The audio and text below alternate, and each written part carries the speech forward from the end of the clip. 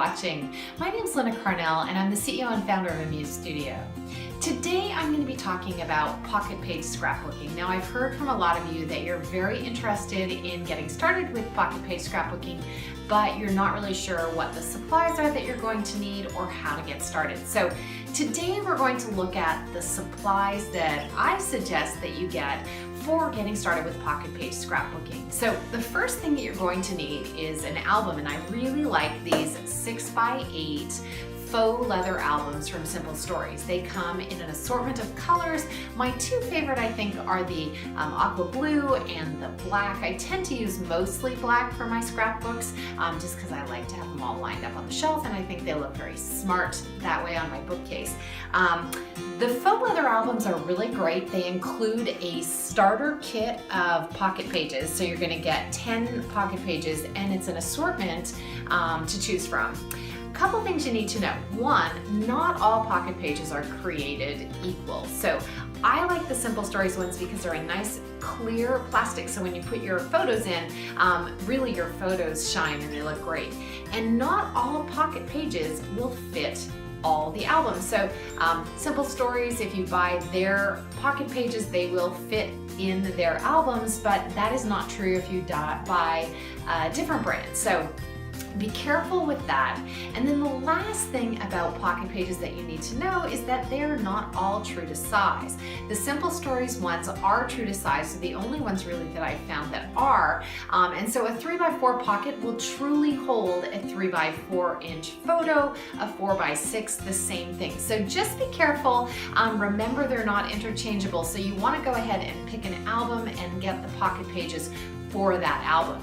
Let's take a look at the pocket pages. So my most favorite sizes are the 3x4, and so here's an example of the 3x4. As you can see, you can use them double-sided, single by putting two photos back to back, and this is a great size, and I'll talk a little bit more about how I got my photos to fit that.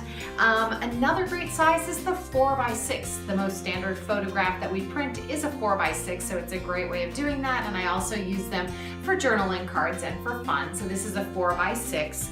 Another great page is the combo 3x4, 4x6 page, and so here's an example of that. And there are some fun different pocket pages. One of my favorites are the Insta Squares. This one I think is really, really fun. I took a 6x8 photo and then I cut it into 2-inch squares so that I could have a fun way of putting this photo in the album. So my daughter was a little mortified when I did this with her photo, but I think it turned out great. The Insta Squares come in an assorted pack, so you're gonna get a variety of different sizes, and it's just a fun way to do that. Now, let me show you the tool that we use. Where'd it go? Here it is. For sizing your photos. So you can either work on the front end to get your photos sized that way and then simply cut them out, or you can take larger photos and then resize them.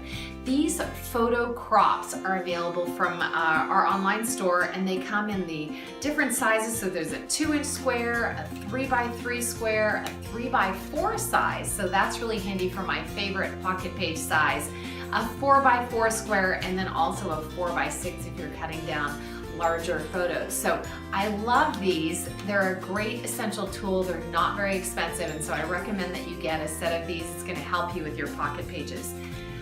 My favorite tool, and it's not an essential, but I just love this tool. For me, actually, I think it is an essential, is this 6x8 zippered pouch. Now, what I like to use my zippered pouch for is to go ahead and store my extra photos or the photos that I haven't yet put into my album. So it's a great way to do that, so that way they don't get lost. You can see I've got some little 2x2s in here, and I have my 3x4s. I'll often stick some journaling cards in here as well, and my tiny little scissors that I love so much. These are my Fiskars Teflon coated scissors. I love them. They'll fit nicely in your pouch, so it's handy to keep them with you.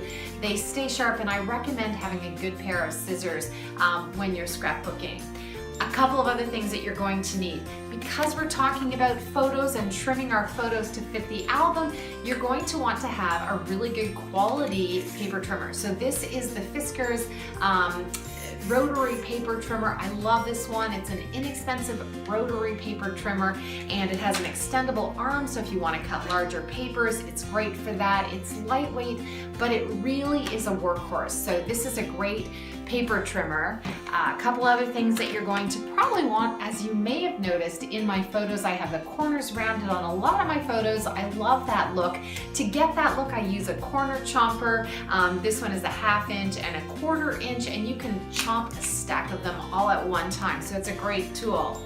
I also like Tombow markers for journaling. So they have a great brush nib point, and then there's a bullet nib on the other side. So I love the brush nib for hand lettering and the bullet nib for the journaling. And a couple other things, you're probably going to want to have some adhesive. I love the Tombow dot adhesive. It's great if you get some on your photo and you're not really sure you want it there. You can just rub it off with your finger.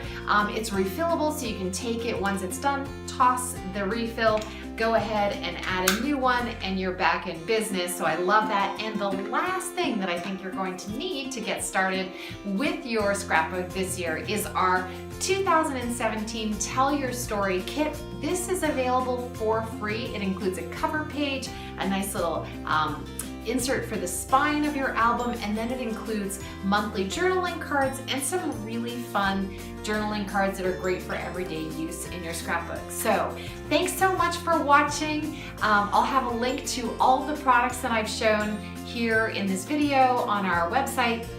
And please post any questions that you may have. We're going to do some more videos, so I hope you'll join me. Have a great day.